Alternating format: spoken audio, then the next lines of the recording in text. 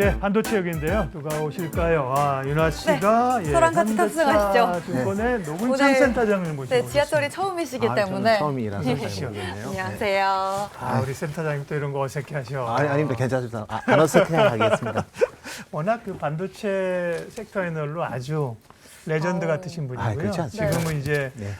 센터 리서치 센터를 이끌고 계신데 저하고는 방송에서 더러 만나서 저는 궁금한 걸 많이 여쭤보니까 윤아 씨가 궁금한 걸 센터장님께 다 물어보세요. 오늘. 알겠습니다. 네, 뭐 여름휴가 어디 갔다 오시냐부터 해가지고 어디 갈 거냐부터 해가지고 그런 걸 좀 여쭤보고 그랬네요. 반도체 말고 휴가 어디 갔다 오셨나요? 대만, 일본이나 출장 갔다 오시면 재밌는 얘기 많이 해주시거든요. 예, 예. 여기 뭐 출장 뭐 최근에 갔다 오신 데 없어요? 일단은 저기 3월, 6월 달에 이제 대만, 일본 2번 다녀왔고요. 네.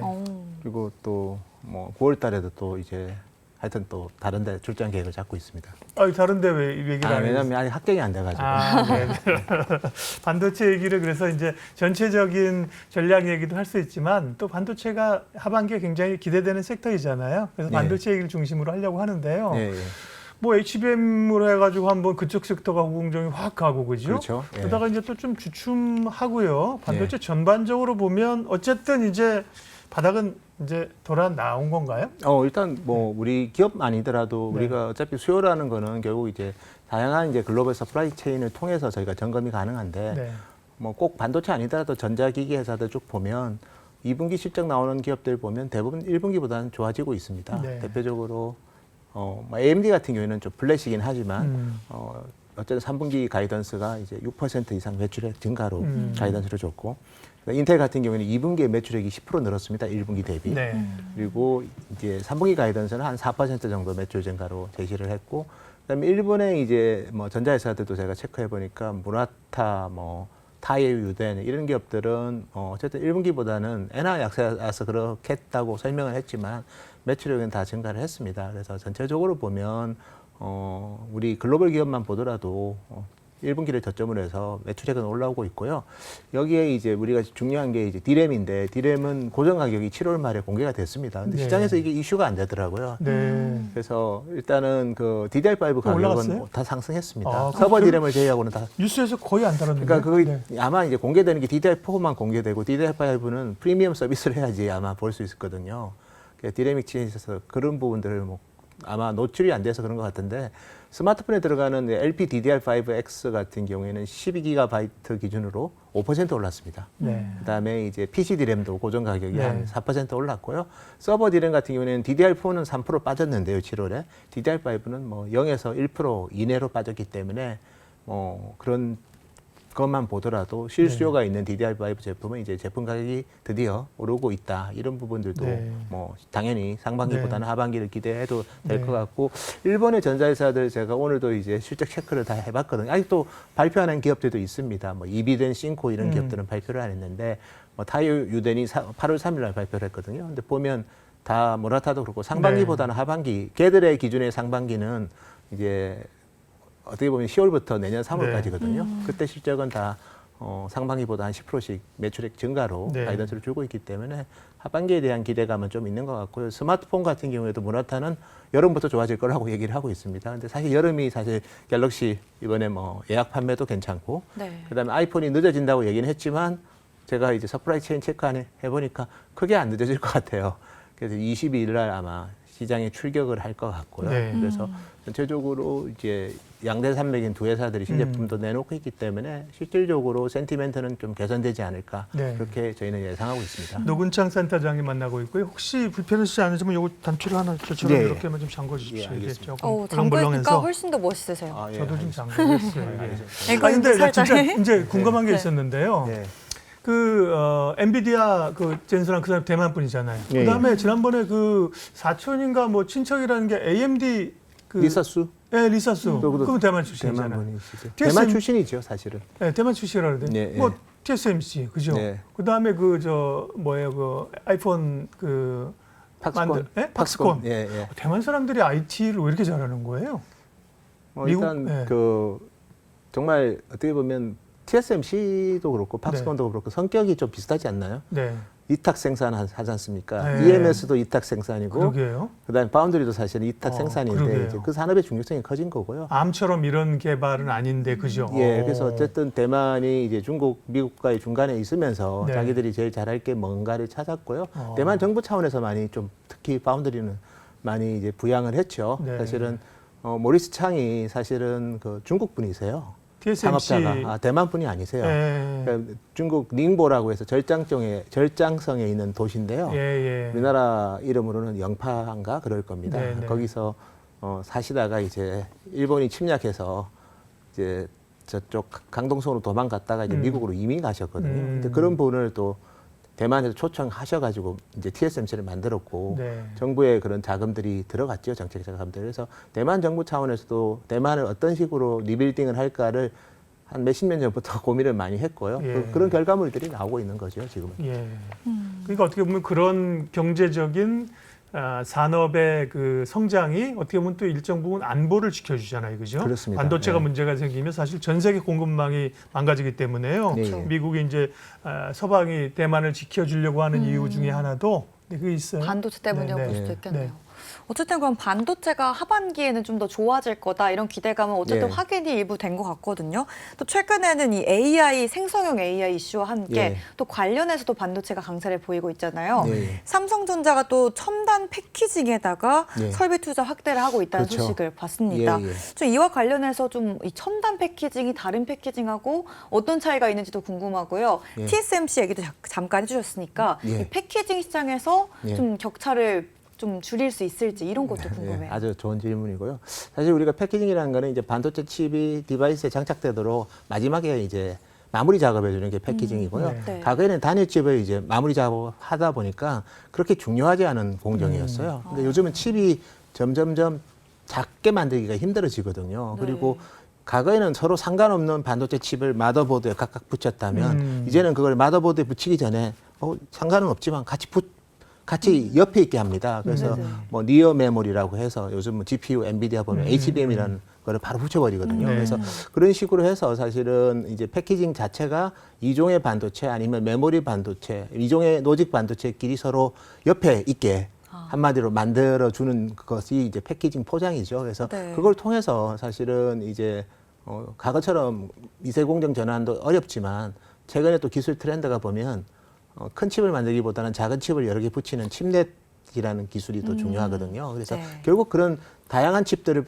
옆에서 붙이기 위한 게 사실 패키징인데 서로 다른 반도체를 붙이는 거니까 과거처럼 같은 반도체를 붙이는 것보다는 훨씬 어렵겠죠. 그렇죠. 그래서 다양한 이제 공법들이 필요하고 여기에 뭐 보시면 2.5D 패키징, 3D 패키징 그런 얘기들이 많은데 2.5D라는 거는 보통 이제 HBM이라는 제품은 메모리를 여러 개 샀지 않습니까? 네. 8단, 12단을 샀고 여기에 GPU를 이제 옆에 붙이는 거거든요. 그러니까 이건 메모리는 3D고 로직 반도체인 GPU는 그냥 평면이죠. 그러니까 이런 경우는 저희가 2.5D라고 부르는 거고요. 아예 로직 반도체 위에다가 칩을 하나 올리는 게 있습니다. 이런 경우는 3D 패키징이라고 합니다. 그래서 그런 쪽에서는 TSMC가 제일 앞서 있는데 삼성도 이제 그런 부분에 대해서 계속해서 첨단 패키징이 중요하구나. 공정전환, 무어의 법칙이 중요한 게 아니라 이제는 작게 만드는 게 어려우면 그냥 예전에 떨어져 있던 거를 같이 옆에 같이 붙이는 게 붙여버리면 이제 제일 속도가 훨씬 옆에 있으면 데이터가 이제 인풋 아웃풋이 빨라지겠죠. 그러면 네. 결과적으로 성능이 업그레이드 되는 거거든요. 그래서 삼성 같은 경우에도 이제 i큐브, H큐브는 이제 HBM을 붙이는 거고요.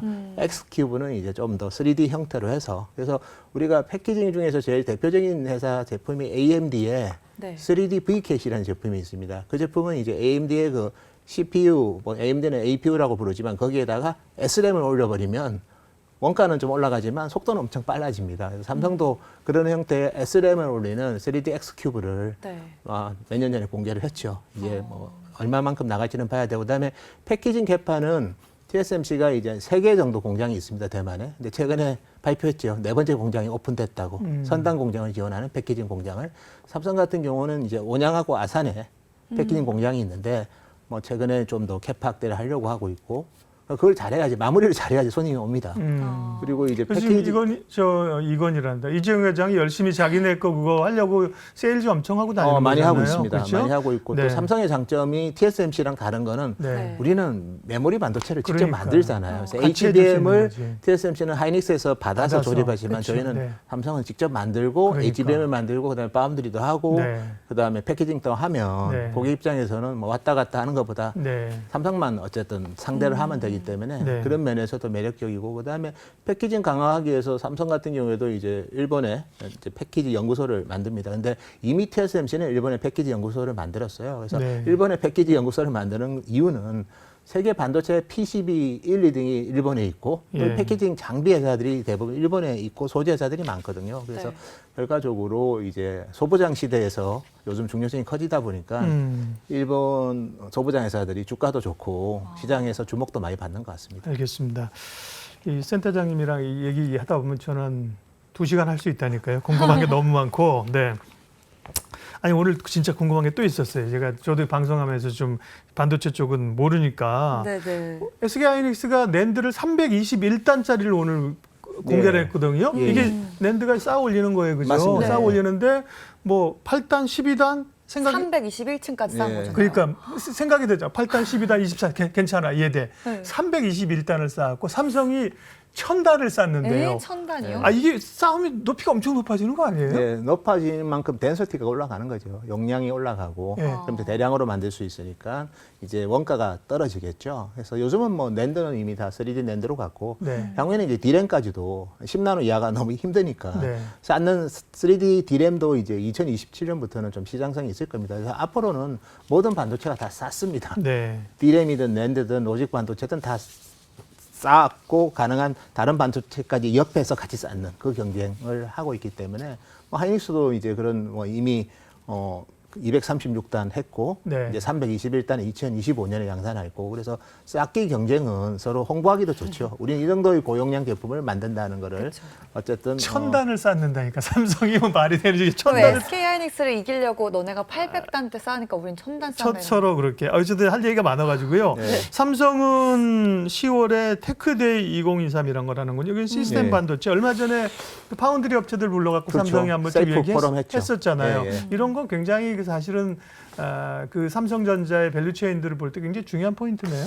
그렇죠. 어쨌든 우리 고객들한테 우리 이렇게 어드밴스드된 기술 개발을 하고 있고 같이 이제 공유하고 싶다는 내용이기 때문에 네. 저도 내용을 보니까 이제 주로 오감을 뭐 만족시키는 그런 센싱 기술들도 많이 센싱 반도체도 아마 일부 공개를 할 것 같아요. 저는 뭐 시각이야 우리가 늘 보는 거고 네. 네. 근데 촉각도 뭐 우리가 느낄 수 있는데 후각이 후각은 진짜. 저도 잘 모르겠어요. 그러니까. 예, 옛날에 어쨌든 방송 우리 TV 보면서 그런 거 예. 얘기했었잖아요. 방송 보면 눈으로 아니라 뭐 음식 보면 음식 냄새도 냄새 나면 난다 뭐 이렇게 좋겠다, 있었는데 그래서 우리가 뭐 비전 프로 같은 경우에도 눈빛으로 이제 한마디로 인식을 네. 하지 않습니까? 네. 터치의 시대가 이제 비전 프로가 되면 눈빛의 시대가 되는데 네. 또 후각은 저도 뭔지 잘 모르겠어요. 네.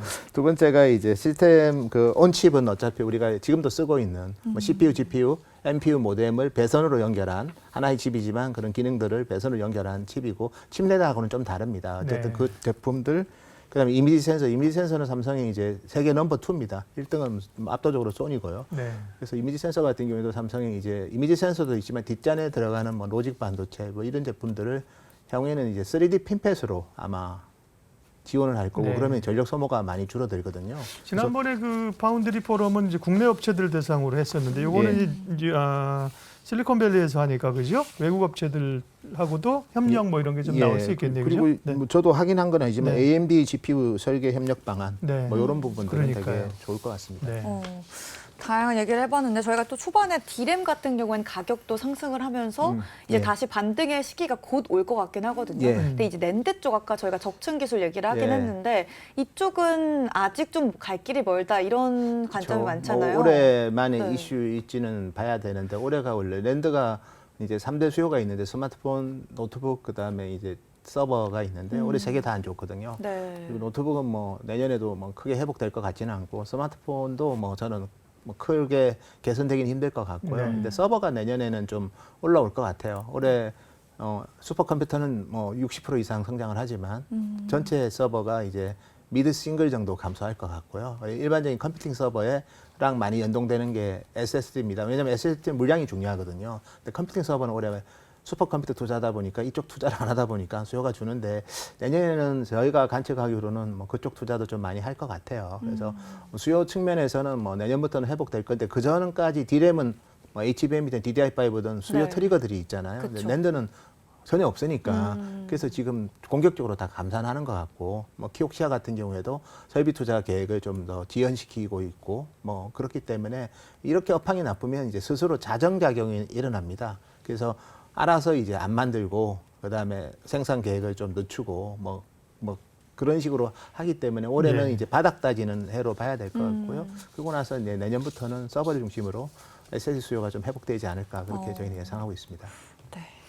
윤아 씨 공부 많이 했네요. 예, 뭐 낸드, 메모리, 예, 아까 적층 기술. 예, 적층 기술. 방송 뭐 윤아 씨 팬들은 다 원래 아는 거예요. 그렇게 하시겠지만 그렇죠. 반도체 얘기는 참 굉장히 할 얘기가 많은데요.